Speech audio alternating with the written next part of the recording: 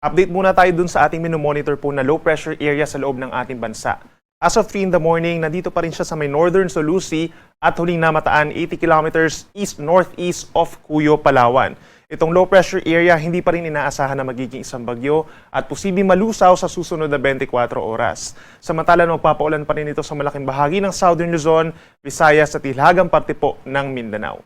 Samantala yung easterlies pa rin o yung hangin galing sa silangan, nagdadala pa rin ng mainit na panahon for the rest of Luzon and Mindanao. At itong easterlies din, mas maraming dalang moisture kaya taasahan din po ang mataas din na tsansa ng mga pag-uulan at mga thunderstorms, lalo na sa dakong hapon hanggang sa gabi. Sa ating mga kababayan po sa Southern Luzon, magbaon po ng payong ngayong araw dahil aasahan nga ang mataas na tsansa ng ulan dulot ng low pressure area. Asahan ang mataas na tsansa ng ulan sa may Calabarzon, Bicol Region and Mimaropa, lalo na sa may areas po ng Mindoro. Kaya't mag-ingat po sa mga banta ng baha at pagguho ng lupa dahil minsan malalakas ang mga pag-uulan. For the rest of Luzon, asahan din ang mataas sa tsansa ng mga makulimlim na panahon at maulang panahon sa may silangang parte po ng bansa sa may Cagayan, Isabela, Aurora, magi dito sa Metro Manila, medyo kumukulimlim na po pagsapit ng tanghali at mataas ang tsansa ng mga pag-uulan pagsapit ng hapon hanggang sa gabi. The rest of Luzon, bahagyang maulap at minsan maaraw ang kalangitan pagsapit ng umaga hanggang sa tanghali at sa dakong hapon hanggang sa gabi, may mga isolated thunderstorms pa rin po na mararanasan lalo na sa may Cordillera Region at sa may Ilocos Region. Temperatura natin sa Metro Manila medyo mainit pa rin po mula 25 to 34 degrees Celsius habang sa may Baguio City 17 to 24 degrees Celsius. Sa ating mga kababayan po sa lalawigan ng Palawan, Western Visayas, and Negros Island Region, umaga pa lamang asahan pa rin po ang maulap na kalangitan na siyang sinasamahan ng kalat-kalat na ulan and mga thunderstorms dulot yan ng low pressure area lalo na sa may northern Palawan. Habang ang natitirang bahagi ng Visayas, itong central and eastern portion, this morning actually may mga times na magiging maaraw naman or bahagyang maulap ang kalangitan. Pero pagsapit muli ng hapon hanggang sa gabi, maulap muli ang kalangitan at sasamahan ito ng mga kalat-kalat na ulan and mga thunderstorms dulot ng trough or outer portion naman ng low pressure area. Temperatura natin sa malaking bahagi ng Visayas and Palawan, posibleng umabot pa rin sa hanggang 32 degrees pagsapit ng tanghali. At sa ating mga kababayan po sa Mindanao, umaga pa lamang may tsansa na ng pag-ulan sa may Zamboanga Peninsula, maging dito rin po sa may Surigao del Sur, Davao Oriental and Davao de Oro, yung sa may parting Zamboanga Peninsula dahil po dun sa outer part ng low pressure area, habang sa may eastern side ng Mindanao dahil naman sa easterlies. Ang malaking bahagi ng Mindanao, make sure po magdala pa rin ng payong dahil makakaasa pa rin tayo ng mga kalat-kalat na ulan at mga thunderstorms pagsapit ng hapon hanggang sa gabi. Usually nagtatagal po ito ng 2 hanggang 3 oras.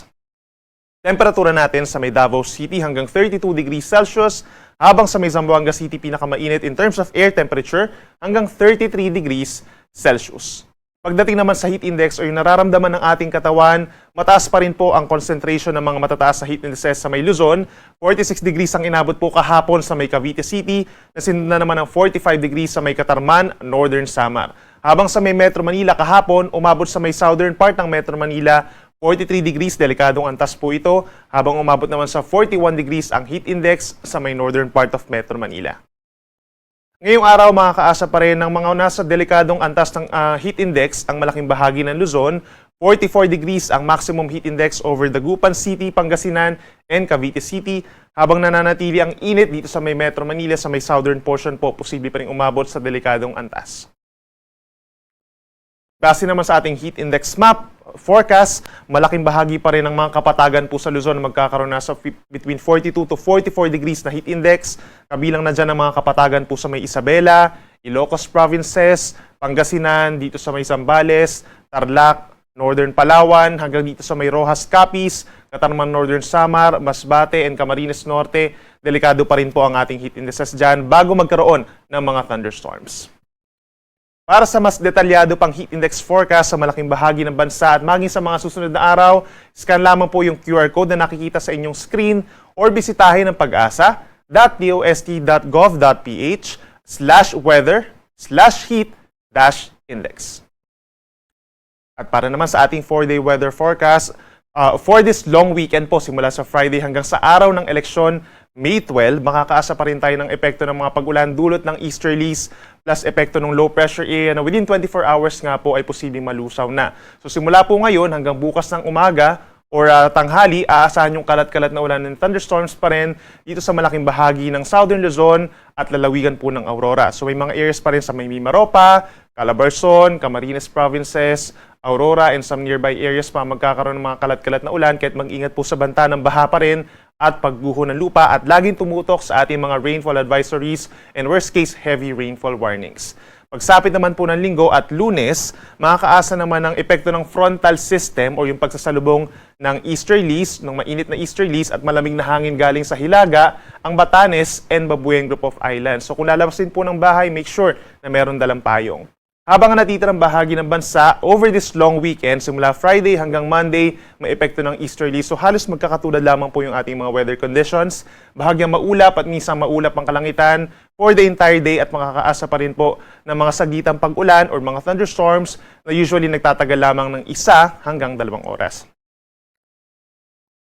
At dahil panahon na po ng transition period, kung saan mas madalas na po ang thunderstorms sa ating bansa, importante po na malaman natin yung mga safety tips kapag meron tayong mga pagkidlat or pagkulog. Unang-una po, kapag meron tayong makulimlim na panahon at nakakaranas na tayo ng mga thunderstorms, make sure po na pumasok tayo sa isang enclosed building. Maaring bahay natin or maaring mall, or kung meron po tayong kotse, pumasok po tayo doon para iwas sa direktang pagkidlat. Samantala, in terms of kidlat, dahil ito ay nagko-conduct po ng electricity yung ating mga objects, iwasan po muna na lumapit doon sa mga objects na yon, kabilang na dyan ang mga puno, mga poste ng kuryente, scaffoldings. Kung tayo nasa beach, lumayo po muna sa mga pangpang, at kung nasa kalye naman tayo, lumayo tayo doon sa mga may puddle, at kung nasa loob tayo ng bahay, umiwas din sa paghawak sa mga power tools. Kapag malapit tayo sa ating mga socket, lumayo po muna tayo at iwasan din ang paghawak sa ating mga appliances kung kinakailangan. Samantala, kung tayo naman po ay nasa may kapatagan or nasa gitna ng isang field, make sure na umiwas tayo sa pagtayo at pagtaas ng ating mga kamay. Instead po, magkaroon tayo ng position na nakasquat, kung saan hawak-hawak po ng dalawang nating kamay, ang dalawang tenga, at make sure po na magkadikit yung sakong ng ating dalawang paa habang nakatikdi tayo. So in case na magkaroon tayo ng makaranas tayo ng mga pagkidlat, yung electricity po na manggagaling sa lupa, ay dediretso lamang po sa pagitan ng ating paa at hindi aakyat sa ating katawan. Ang ating sunrise ay 5:31 ng umaga at ang sunset ay 6:15 ng gabi.